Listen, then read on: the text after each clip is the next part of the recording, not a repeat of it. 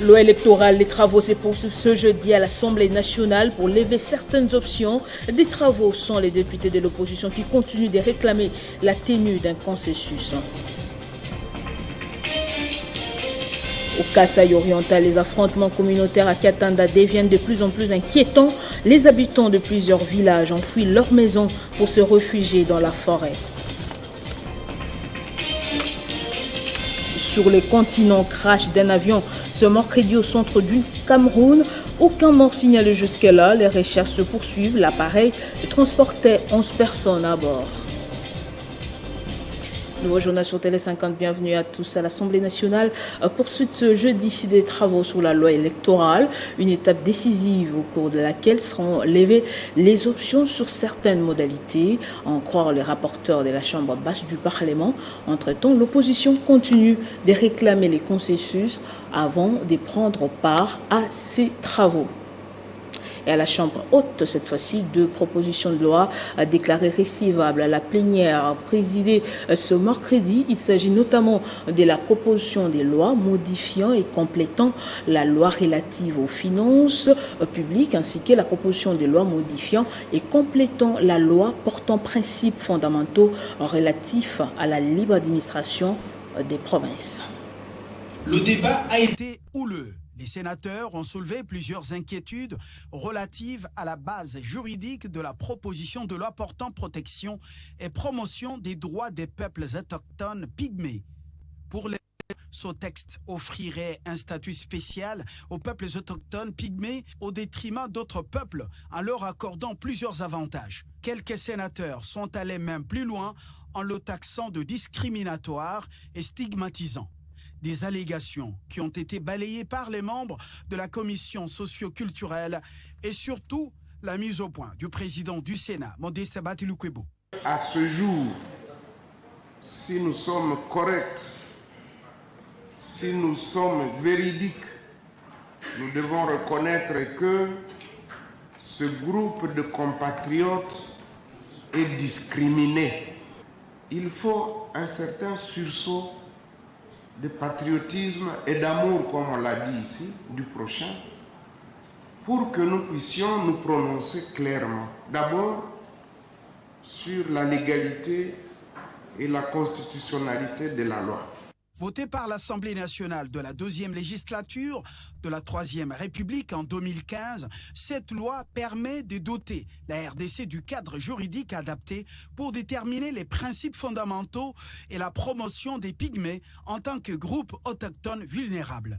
Une fois promulguée par le chef de l'État, elle garantira particulièrement aux pygmées les facilités d'accès à la justice et aux services sociaux de base, la plénitude de la jouissance des terres et des ressources renfermées dans leur milieu de vie respectif notamment. Une forte délégation de membres de la communauté des autochtones pygmées a participé à cette plénière avec beaucoup d'intérêt.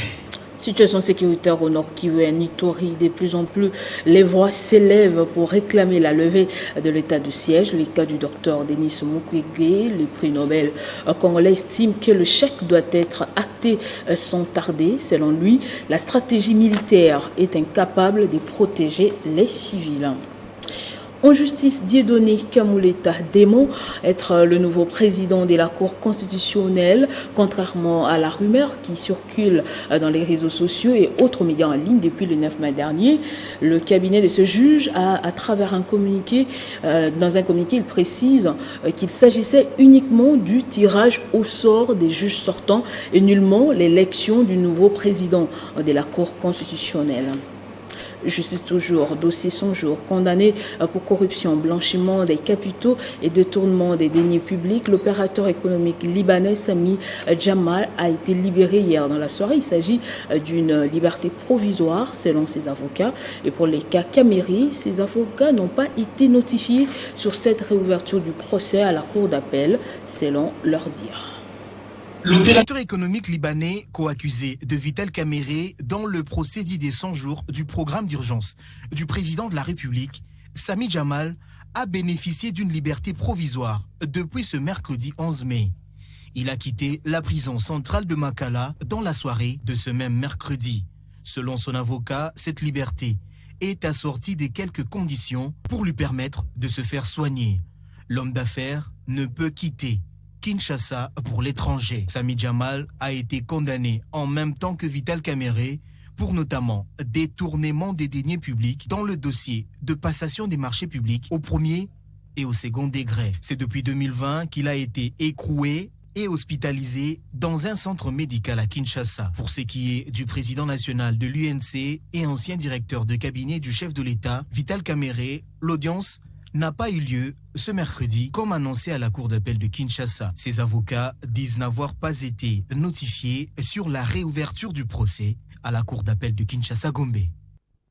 Et après le lancement de son parti politique dénommé Leadership et Gouvernance pour le Développement, Matata Ponyo a été reçu ce mercredi par le président de l'ECD, Martin Fayulu. Les échanges ont tourné autour de l'actualité politique et plus particulièrement du bloc patriotique qui milite notamment pour les réformes électorales.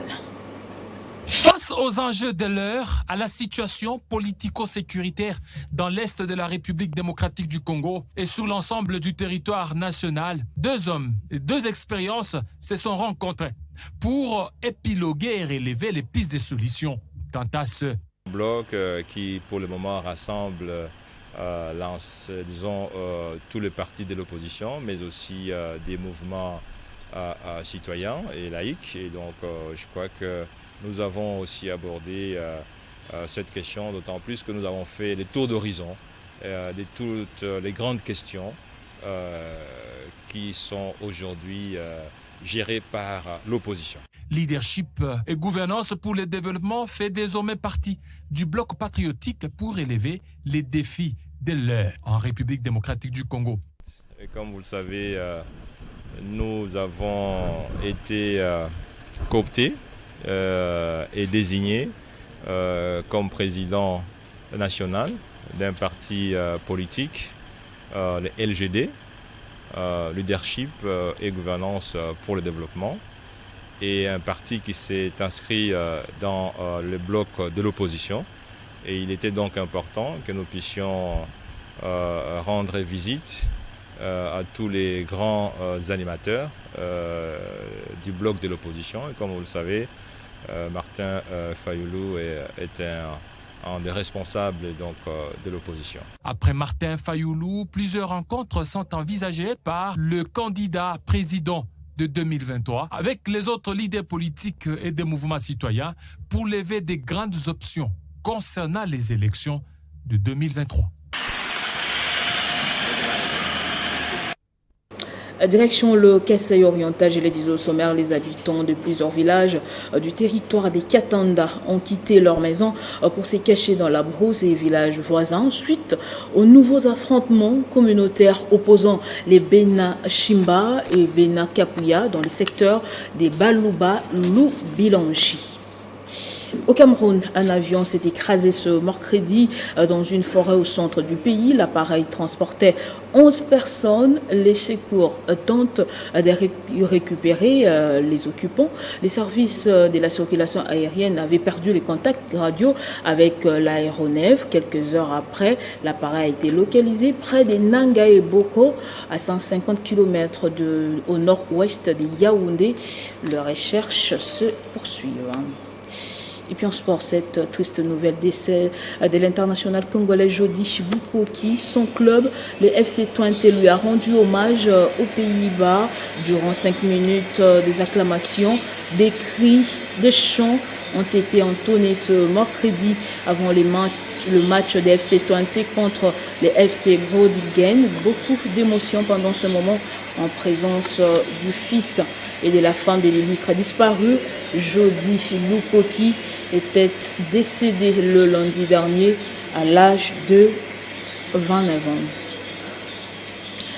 Entrepreneuriat et employabilité des jeunes, c'est le thème de la 14e édition du FEMUA, Festival des musiques d'Amoumabo, ouvert mardi 10 mai à Abidjan, capitale de la Côte d'Ivoire. Cette édition spéciale à la saveur congolaise célèbre la rumba congolaise et rend hommage à une des icônes, Papa Wemba. Une forte délégation d'officiels et d'artistes conduite par le ministre du Tourisme y prend part lors de la cérémonie d'ouverture d'ouverture, le ministre Modero Simba Matondo a émis le souhait de voir un partenariat être scellé entre le FEMUA et le ministère congolais de la Culture en vue de la pérennisation de la rumba congolaise. Outre la musique, ici est de noter que les festivaliers auront également droit à des défilés de mode à l'occasion de la journée dédiée à la République démocratique du Congo. Ce journal est terminé, place au rappel des titres. Loi électorale, les travaux se poursuivent ce jeudi à l'Assemblée nationale pour lever certaines options des travaux sans les députés de l'opposition qui continuent de réclamer la tenue d'un consensus. Au Kasaï oriental, les affrontements communautaires à Katanda deviennent de plus en plus inquiétants. Les habitants de plusieurs villages ont fui leur maison pour se réfugier dans la forêt. Et sur le continent, crash d'un avion ce mercredi au centre du Cameroun. Aucun mort signalé jusque-là. Les recherches se poursuivent. L'appareil transportait 11 personnes à bord. Merci de nous avoir suivis. De partout, l'information reste en continu en temps réel sur votre télévision.